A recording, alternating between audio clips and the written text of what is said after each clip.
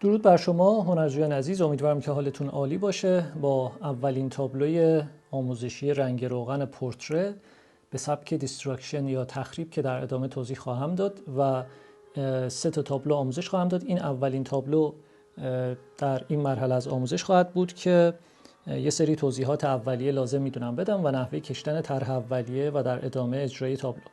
دوستان ببینید روش‌های مختلفی برای اجرای طرح اولیه وجود داره و کشیدن اسکیسوار اون یک روش شطرنجی کردن هست. یعنی شما مدل رو به این حالت در میارید، هر چند تا خانه‌ای که حالا دوست داشتید و در هر خانه مثلا این مربع رو که میبینید بینی و قسمتی از لب و یا گوشه‌هایی از چشم در اون قرار گرفته نگاه میکنید و دقیقاً روی کاغذ هم همین کار رو انجام میدید. یا روی بوم میکشید یا روی کاغذ میکشید و بهترین حالت اینه که شما روی کاغذ کار کنید. چرا؟ چون که وقتی طرح اولیه با مداد کشیده میشه، اگر روی بوم بکشید، ببینید بوم کاملا سفید و تمیزه، اگر روی بوم بکشید پاک کردن ها این اثرات مداد کمی کثیف کاری انجام میده و اتفاق میفته، خصوصا که ما میخوایم پوست کار کنیم و باید خیلی تر و تمیز باشه. اگر منظره بود هیچ ایرادی نداشت، منتها برای پورتره و اون تمیز بودن رنگ پوست بهتر روی کاغذ طرح اولیه بکشید. کاغذی که انتخاب میکنید کاغذ نازکی به اسم کاغذ پوستی هست. یعنی شما شطرنجی میکنید، خانه بندی میکنید هم مدلتون رو و هم کاغذ پوستی رو و بعد شروع میکنید به کشیدن قسمت‌های مختلف مدل که این مرحله دیگه مرحله طراحیه، باید با تمرین این کار رو انجام بدید. مثلا یه قسمت و یه خانه‌ای رو براتون نشون بدم. حالا در مورد این قسمت که فقط یه خط در واقع زاویه‌داری از شانه در این خانه قرار گرفته، میید مثلا این قسمت رو مشخص میکنید و میکشید با سعی و خطا، با اصلاحات. یا قسمتی از دوتا انگشتی که این دوتا انگشتی که در این خانه و مربع قرار گرفته، همون کار رو میید اینجا و در این خانه انجام میدید مثلا. یا مثلا برای چشم ها، حالا این شطرنجی که اینجا به صورت نمونه نشون میدم با اونی که من رو کاغذ کشیدم کمی متفاوت هست.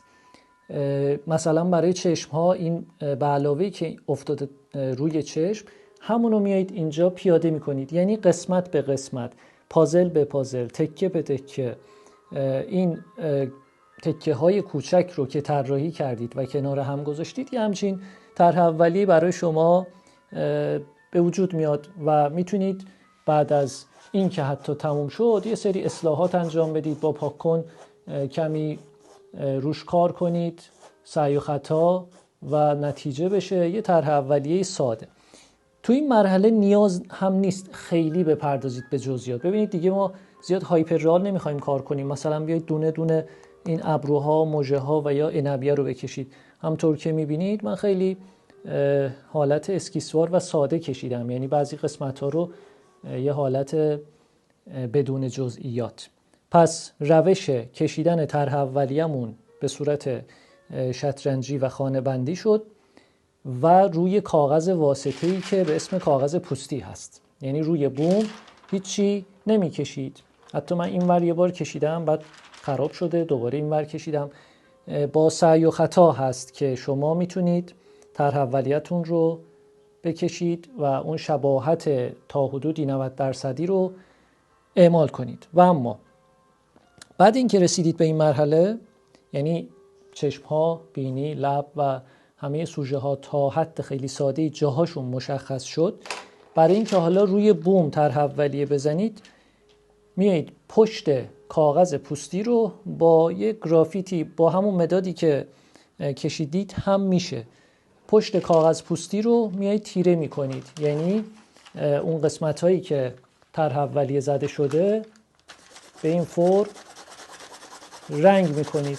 پشت کاغذ پوستی رو با استفاده از گرافیت کلن اون قسمت هایی که طرح اولیه دیده میشه پشتش رو تیره میکنید و بعد به همین شکلی که میبینید میذارید روی بوم. یک بار دیگه از روی اینها با همون مداد طراحی میکنید، یکم با فشار، که بیفته پشت در واقع پشت کاغذ پوستی که تیره هست، وقتی فشار دادید میفته روی بوم و این میشه انتقال طرح اولیه. این کاغذ واسطه کاغذ چرک نویس ماست که ما اصلاحاتمون رو، پاک کردن هامون رو، خط خطی کردن هامون رو، شطرنجی کردن هامون رو روی این انجام میدیم و بعد منتقل میکنیم تر و تمیز روی بوم. دیگه این 4 خانه‌ای ها وجود نخواهد داشت.